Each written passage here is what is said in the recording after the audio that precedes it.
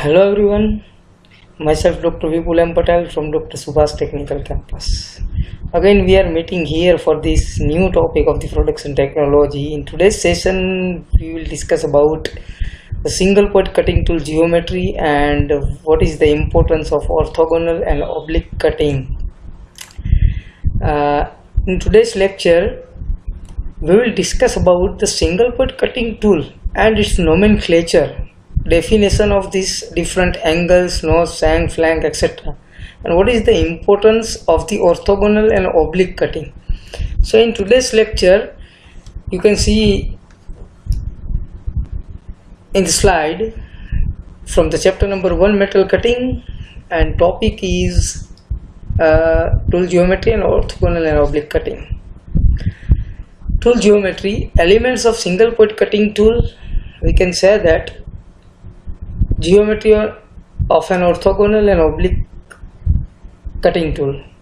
So first of all you can see the figure, that is elements of single point cutting tool. So with the use of the figure you can easily understand how what is the different elements and its importance of the single point cutting tool. See, single point cutting tool is a tool that can have to perform several operations like turning, facing, or we can say that producing flat surfaces on a lathe machine with the use of different operations. Also we can use it in the shaper planer machine also. So today we are going to study definitions, types, geometry, angle nomenclature of the single point cutting tool. So let us start single point cutting tool definition. This tool consists of a shaft cutting part called its point and the shank. So the point of the tool is bounded by the face and the base, we can say that. As we know, we perform several operations on the lathe machines like turning, facing with the use of the single point cutting tool. Design and fabrications are very easy for this tool. This tool can be made at a very cheaper rate as compared to the others. Right, all the views of the single point cutting tool that you can see in the slide.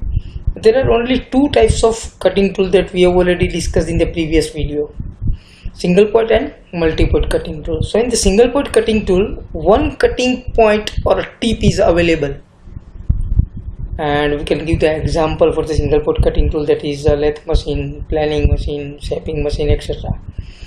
Right, and for multi-point cutting tool we can give the example milling cutter, grinding wheel, drilling tool, etc.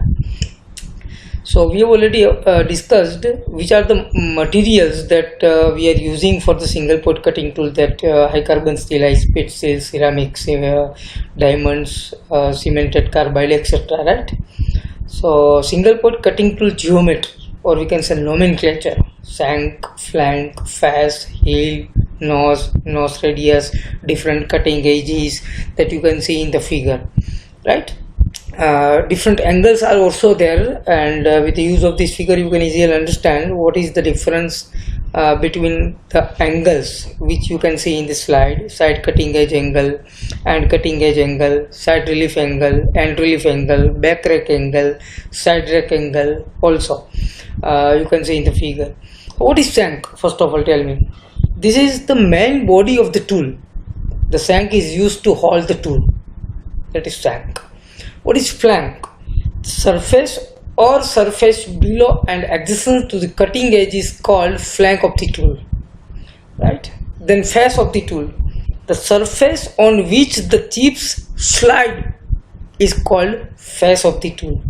Heel, it is the intersection of the flank and the base of the tool, or it is covered portions of the bottom of the tool, we can say. What is nose of the tool? It is the point where the side cutting edge and end cutting edge intersects. What is nose radius? The nose radius will provide a long life and also good surface finish with it, a sharp point on the nose, right? Then cutting edge, it is the edge on the face of the tool which removes the material from the workpiece. the tool cutting edge consists of a side cutting, or we can say major cutting and cutting edge, right? Now angle. First of all, side cutting edge angle.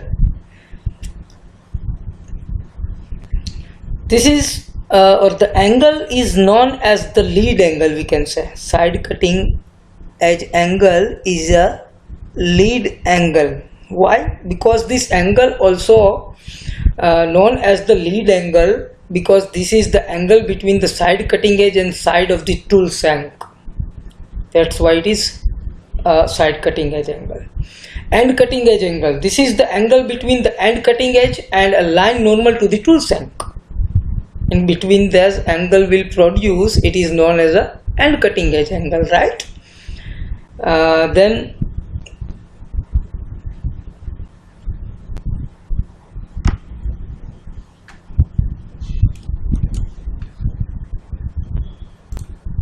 now side relief angle.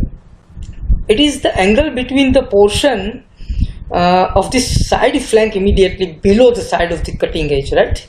And line perpendicular to the base of the tool and measured at a right angle of the end flank. Now end relief angle. It is the angle between the portion of the end flank immediately below the end cutting edge and a line perpendicular to the base of the cutting tool and measured at a right angle to the end flank. Now what is the importance of back rack angle?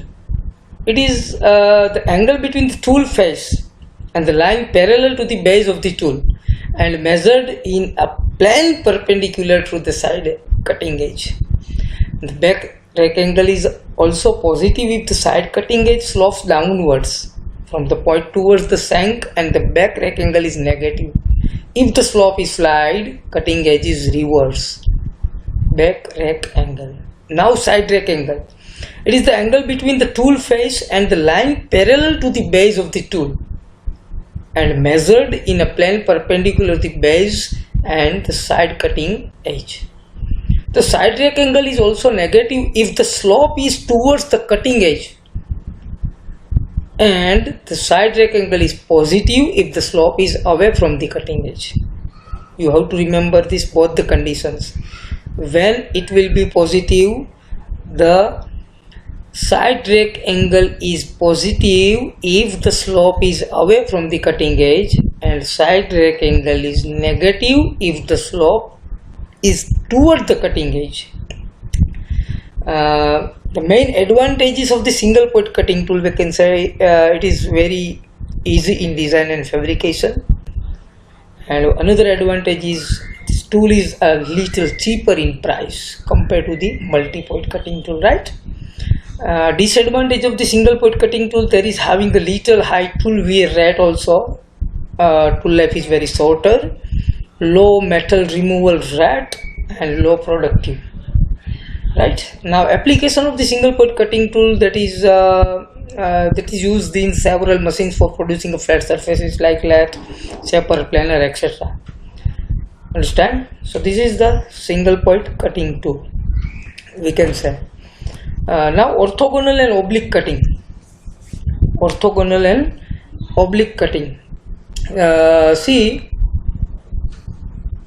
I hope you can understand with the use of the figure. This one is orthogonal cutting.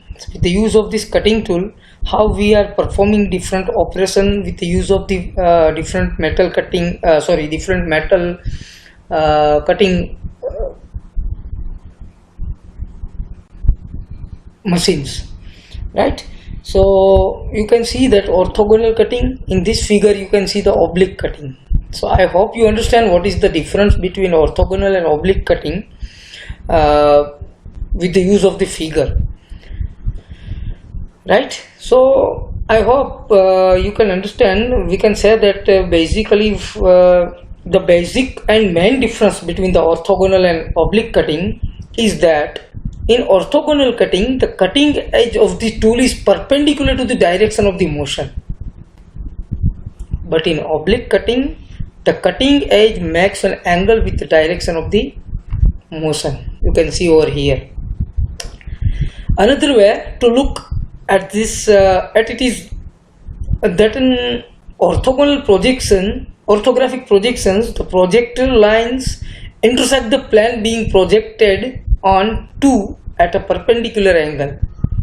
Whereas in oblique projection, those lines from the oblique angles with the projections, or we can say non-right angles.